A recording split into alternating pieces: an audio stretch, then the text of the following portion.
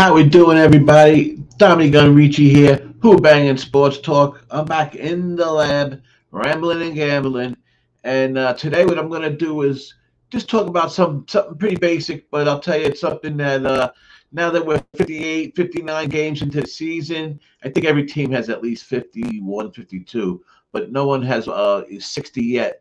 But we are into that range of the season, and some of these teams are starting to form a story. Some of them, good, some of them bad. So we're going to try to keep track as it goes on with, ATS numbers, things that, Moneyline, and what this video is about. It's the top 10 Moneyline teams, including first five, which is important, and a stat that you don't always get. Of course, these numbers are a little subjective. I mean, we all get a little bit different numbers and maybe different odds.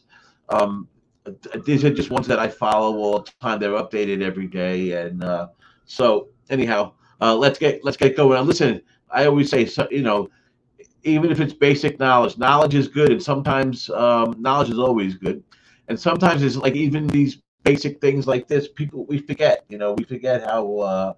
We forget sometimes some of these things, so it's always good, even for us experienced guys, to always, do some of the basic numbers and basic data, and keep it in the back of our heads. So let's get going.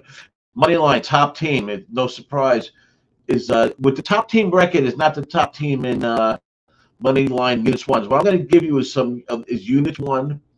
I'm going to give you their record straight up, and then we'll do that with first five. And I also have return on investment percentages down. So it's a few interesting spots. Yankees 40-15, best team around still, with the Mets right behind them at 38-20. But the Yankees, if you bet them every game, you should be up almost 9 units. A little bit. It's a tick under 9 units, where the Mets are a tick over 10 units. So with a difference of some games there, won and lost. But so something I also see interesting is those Yankees, man, 23-7 in the Bronx.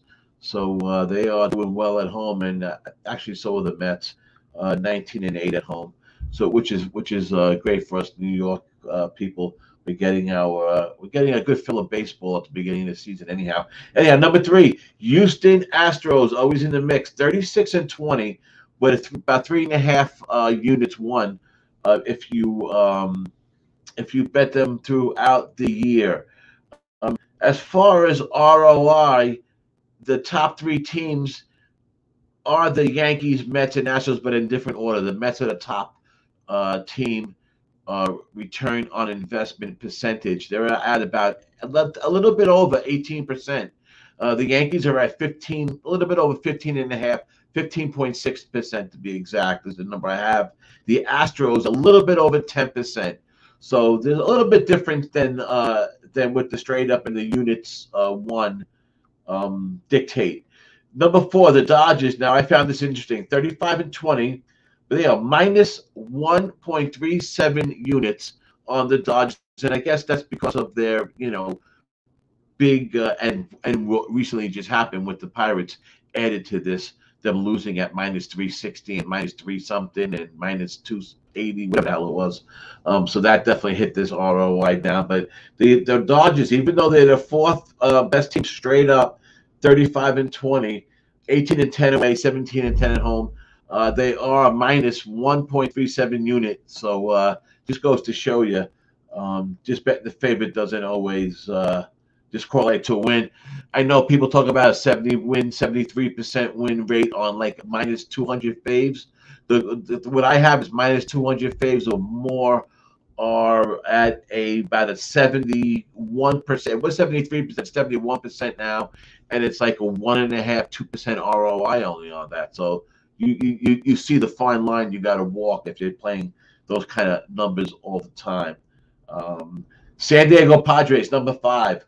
34-22 with over almost 5.5 units won. If you bet the San Diego Padres.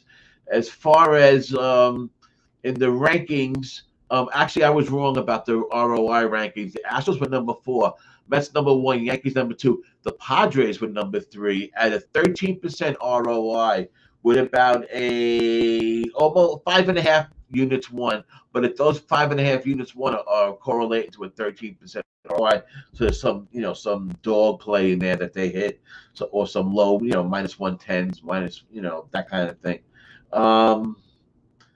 Next on the list, number 6, everyone's favorite, Toronto Blue Jays.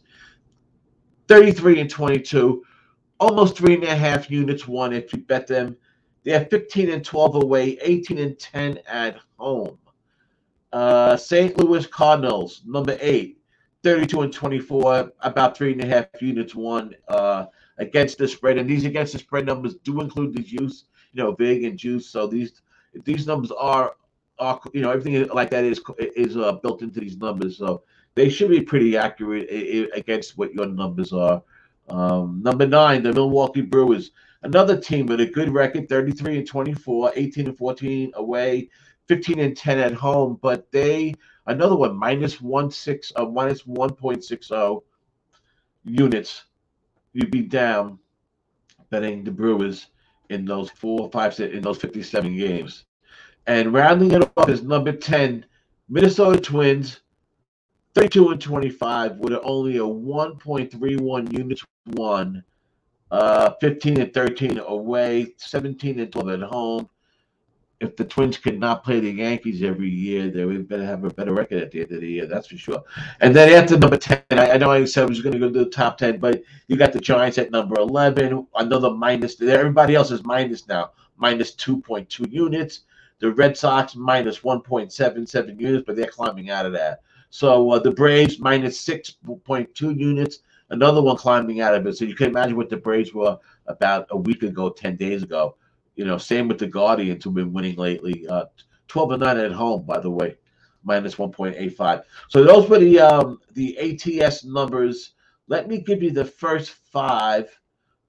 No, actually, let me give you the ROI, because I only have the ROI for the full game, not for the first 5. But there's 13 teams, actually, out of all teams in baseball. There's only 13 teams that have a positive ROI. And 2 of them barely make that list of a positive ROI, and that is the Guardians, number 13, and Tampa, number 12. Guardians have a return on investment of only around 0.5%, less than 1. And Tampa has 1.5% ROI. Say that 10 times fast. So that's a little bit, interesting. So like I said before, it was the Mets, the Yankees, the Pods, the Astros. Then the Pirates. Here's the surprise. The Pirates, one of the only 2 teams out of this top 13 ROI teams, which I wrote down to 13. I went over to 10 because there's 13 teams that went a positive. So the Pirates were, and one other team has a bad record straight up and has a positive ROI. Pirates are at 24-29, but they're a tick on the 9% return on investment. So they have won against some of those teams, like we talked about, the Dodgers at big prices. They've also beat a few teams that at decent prices, the Pirates this year.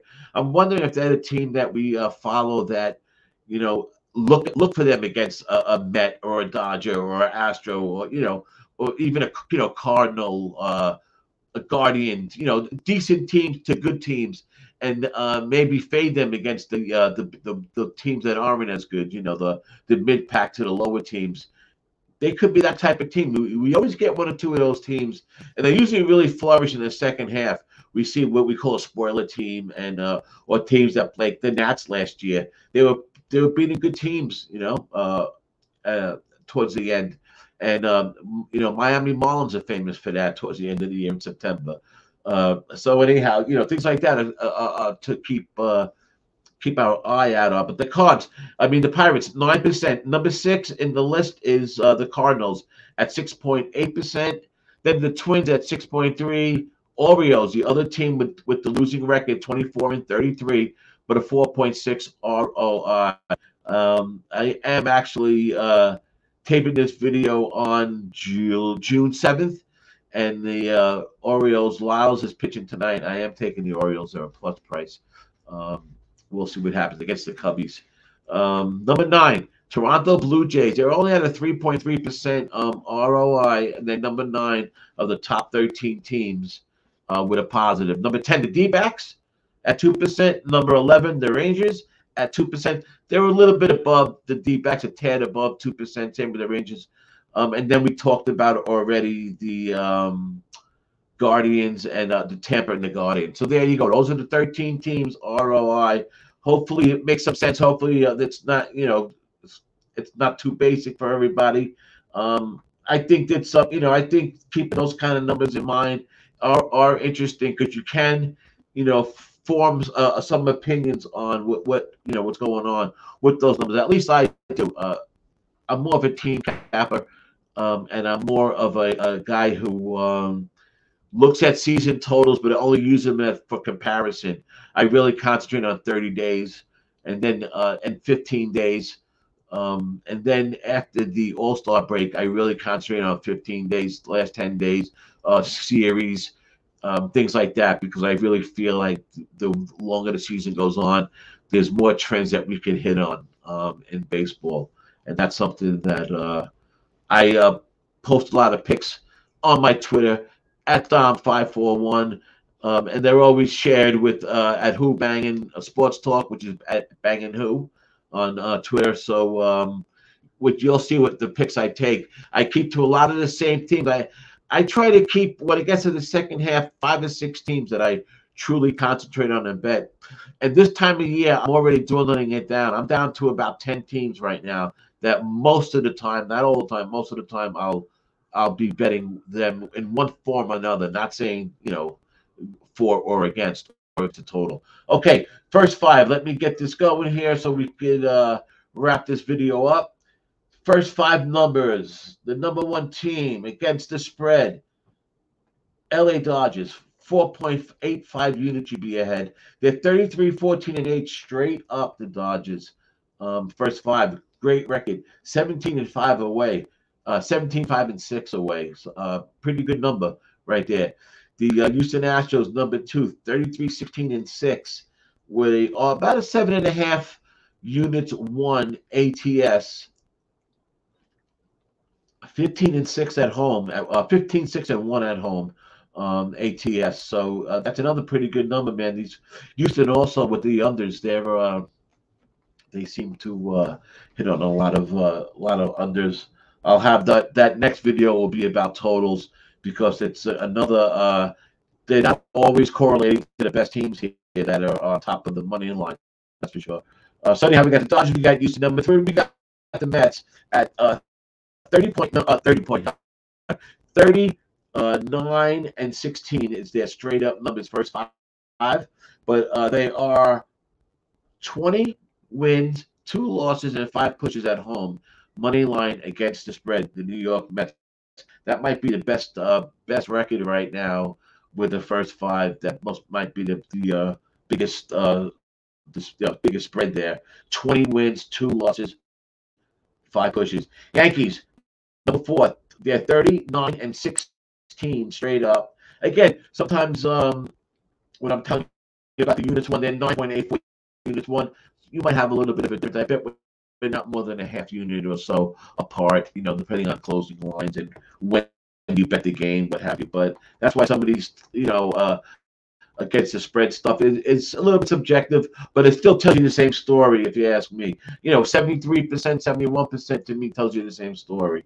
58%, 57%, yes, tells you the same story in my eyes. Anyhow, same with 35%, 38%. Okay, the Angels, which is surprising me, and I have to really double check this, because we have down the Angels as number 5, first 5 money line, 30 wins, 22 losses, 5 pushes, with a plus 3.45 units won. 17, 11, and 2 at home, 13, 11, and 3 away. And they've been on this 13-game losing streak as of this video. And they're on this 13-game losing streak. You can imagine how up they must have been number 1 first 5 for a while, with the numbers being what they are now, the number 5 only after a 13-game losing streak. I'm sure most of those, as I'm saying, the 13-game losing streak, yes, that's full game. I will look into it, but I would surmise that 70% of those, or maybe more, first fives were also losses. But definitely, I'll have to make that comparison. Check into that for us. Number 6, the Twins, 29, 19, and 8. 4.78 units won, 13, 10, and 5 away, first 5, 16, 9, and 3, first 5. Sorry, I'm looking away. I'm trying to grab these numbers. I got sun coming into the lab here at a weird angle and get me a little glare. Not to mention them getting old, and I need glasses stronger and stronger these days. Anyhow, to wrap this up quickly, we got the Padres at number 7 with a nice 6 units won, first 5. So they're good both ways. They're good. They were number 3 ROI, full game money line, 13% ROI. So the Padres have been a pretty good bet. They're getting better and better. They had a little slump drop starting off, and that was it. Number 8, the Giants jumped up to the positive ROI. No, you see here, I'm sorry, I jumped the gun. The San Francisco is number 8 with the straight-up record, 27, 21, and 6. But again, a minus 207 units lost if you bet the Giants first 5. 14, 8, and 3 at home, which is the Giants. They usually play good at home. Was surprising that compared to last year, they're 13, 13, and 3 away, first 5 money line. Something to keep our eye on. Will that change? Number 9, the Cardinals, just a little bit over 1.5%, first 5, and Tampa, a little bit under 1%, a little bit under 1 unit 1. Tampa Bay first 5, and the Cardinals 1.69 units won, first 5, 14, 10, and 3 at home, 13, 12, and 4 away was the Cardinals, and Tampa Bay 15, 10, and 7 at home, 11, 8, 4 away. So yeah, there are a lot of correlations here with these teams away. First 5 at home, of course, and those are the numbers I have. Hopefully, they'll help you out. I will be going over the total. I'll make another video tomorrow about the totals, full game in first 5, against the spread, and we will see where teams lie with the totals. And listen, like I said, all this information, yes, some of it's basic, but it could always help us, right? Sometimes going back to basics is the way to go. I'm working on a system along with my brother from another mother, DJ Bigboss, and our crew of guys like WAM, like Big Ragoo, like Teece, like our boy Marlon, the guys at the Who-Bangin Sports Talk crew. We're going to try to put together what I wanted, a simpler form of how we handicapping, almost like a workshop, and help out a lot of people with handicapping and stuff. And, something like this to me is part of what that's going to be about. We need to know the basic numbers. We need to know, especially against the spread, but, which teams are, like the Pirates, for instance. If you look at their record, you wouldn't think you would have a 9%, return on investment. So that's something that's to keep something to keep your eye out. Like I say, all the information is good information. So I'm gonna get out of here right now. As you can see, I'm very good at rambling. Sometimes I hold my own at gambling. So we'll keep this going. This is Tommy Gunn and Rici at the Who-Bangin Sports Talk Lounge, outside the Who-Bangin Sports Talk Lab.